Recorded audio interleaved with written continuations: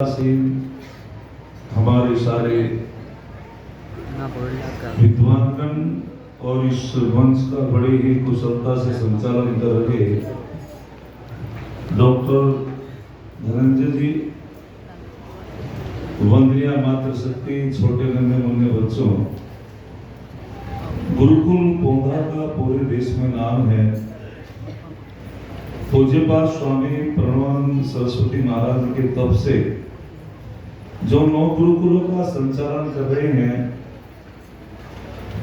ये बहुत बड़ी एक वैदिक संस्कृति की और हमारी जो एक गुरुकुल पद्धति अकेले स्वामी प्रणवानंद सरस्वती महाराज इतना बड़ा कार्य कर रहे हैं वैदिक संस्कृति के लिए। ये बहुत ही सौभाग्य, परम सौभाग्य की बात है। और जो गुरुकुल में बालक पढ़ते हैं उसको ब्रह्मचारी कहते हैं, और कॉलेजों में जो शिक्षा दी जाती है गुरुकुल में ही संस्कार का निर्माण होता है। गुरुकुल में आध्यात्मिक शिक्षा और भौतिक शिक्षा दोनों दी जाती है। मैं अधिक समय न लेते हुए एक मंत्र की व्याख्या करके समय का अतिक्रमण नहीं करूंगा। आचार्य जी बहुत स्नेह करते हैं, मेरे बड़े भाई हैं, और मेरा भी गुरुकुल से बहुत गहरा संबंध है। और मैं एक बात बताऊं जी, मैंने भी AA में बीएड करके नौकरी का फॉर्म नहीं भरा, और मैं भी स्वामी दयानंद का अनुयायी, एक छोटा सा सिपाही होकर के मैं भी समाज के लिए समर्पित हो गया, और पिछले 8 वर्षों से तो जमीन भी ठेके पे दे दी, पूरा जीवन समर्पित। और बेटा अरुण ब्रह्मचारी आचार्य धनंजय का है, क्योंकि मैं जब शास्त्र पढ़ता हूँ सबसे ज्यादा अधिकार आचार्य का होता है। मैं विस्तार में नहीं जाना चाहता। तो दोनों बच्चे गुरुकुल में हैं। एक मंत्र की व्याख्या मैं आपके बीच में प्रस्तुत करता हूँ। बहुत सुंदर एक मंत्र आता है, और मंत्र में कहा गया आचार्य ब्रह्मचारी ब्रह्मचारी प्रजापति, प्रजापति विराजति विराट इंद्रो अभवत वशी। 2 शब्द आए हैं। किस प्रकार से राष्ट्र का निर्माण हो सकता है, कौन इस राष्ट्र को उन्नत करेगा, कैसे हमारे राष्ट्र विश्व गुरु बनेगा, किस तरीके से हम अपने राष्ट्र को जो है सर्वांगीण विकास करेंगे। तो इस मंत्र में 2 शब्द आए हैं, एक आचार्य शब्द आया है और एक प्रजापति शब्द आया है।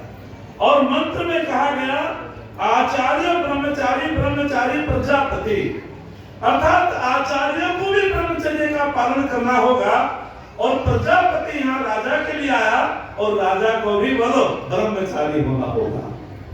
अब ब्रह्मचारी शब्द से हम समझ नहीं पाते कि ब्रह्मचारी शब्द हम समझते हैं अविवाहित, अर्थात जिसका विवाह नहीं हुआ उसको हम ब्रह्मचारी मानते हैं, लेकिन ऐसा नहीं है। एक बैचलर शब्द आया, बैचलर, ये ब्रह्मचर्य का अपभ्रंश है। उसमें भी उसका अर्थ निकलता जो अविवाहित है। लेकिन मैं आपसे पूछना चाहता हूं, हमारे जितने राजा महाराजा आचार्य हुए, क्या उनका विवाह नहीं हुआ? और विवाह हुआ क्या फिर उन्होंने वेद की आज्ञाओं का पालन नहीं किया? हाँ ना बोलो।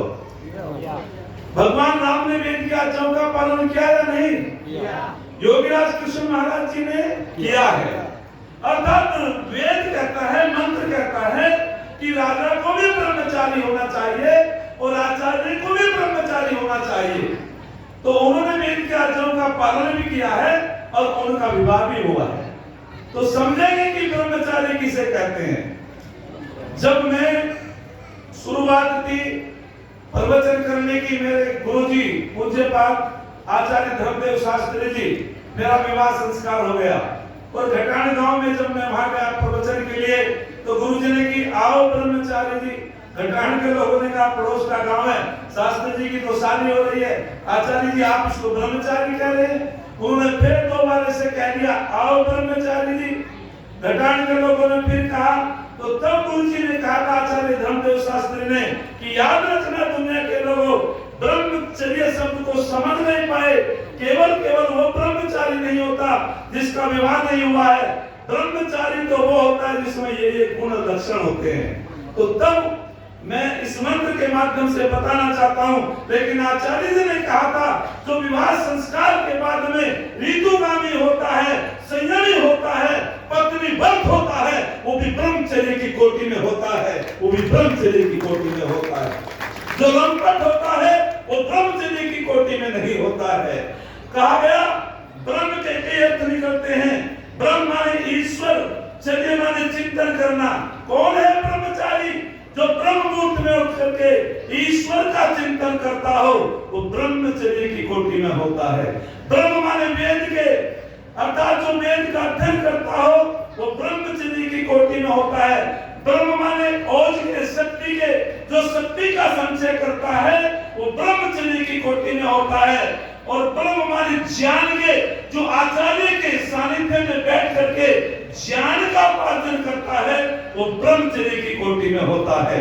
अर्थात जिस राजा के अंदर ये गुण होते हैं वो ब्रह्मचारी होता है, और जिस राजा के अंदर ये गुण नहीं होते वो ब्रह्मचर्य की कोटि में बोलो नहीं होता है। इसलिए वेद कहता है आचार्य ब्रह्मचारी, ब्रह्मचारी प्रजापति। अर्थात भगवान कृष्ण जी का जीवन इतना उत्तम जीवन जो महाभारत में स्वामी दयानंद ने उसको लिखा सत्या प्रकाश में कि आप तो पुरुष है, और उन्होंने ब्रह्मचर्य का पालन भी किया और विवाह संस्कार भी उनका हुआ। ऐसे राजा थे जिन्होंने वेद के आज्ञाओं का पालन किया। एक व्यक्ति ने कहा स्वामी जी आपसे कहीं भूल तो नहीं हो गई? बोले क्यों? कि आपने उनको आप पुरुष लिखा है। उन्होंने तो धोखे से आचार्य द्रोण को मरवा दिया, और उन्होंने तो जो है कई जगह बड़ी गलती की है। तो तब स्वामी दयानंद ने कहा था कि तुमने मेरे आर्य समाज के नियम को ठीक प्रकार से नहीं पढ़ा। योगीराज कृष्ण महाराज जी कुशल राजनीतिज्ञ थे, धार्मिक थे। उन्होंने जन्म से लेकर मृत्यु पर्यंत कोई पापाचार नहीं किया। ऐसे योगीराज कृष्ण थे। उनकी पत्नी का नाम रुक्मिणी था। एक बार केवल अपनी पत्नी से रतिरात मना करके एक पुत्र को जन्म दिया और ब्रह्मचर्य का पालन किया। विवाह संस्कार के बाद में 12 वर्षों का ब्रह्मचर्य का पालन करके बदरी आश्रम में उन्होंने रुक्मिणी से पूछ लिया योगीराज जी ने कि बताओ जब तुम्हारा रिश्ता शिशुपाल से तय हो गया, मेरे से शादी क्यों की? क्या कारण है? शिशुपाल बड़ा सुंदर है, वो भी राजकुमार है। तो रुक्मिणी क्या कहती है? देवियों सुनो, कैसी किसी देवियां हुई हैं।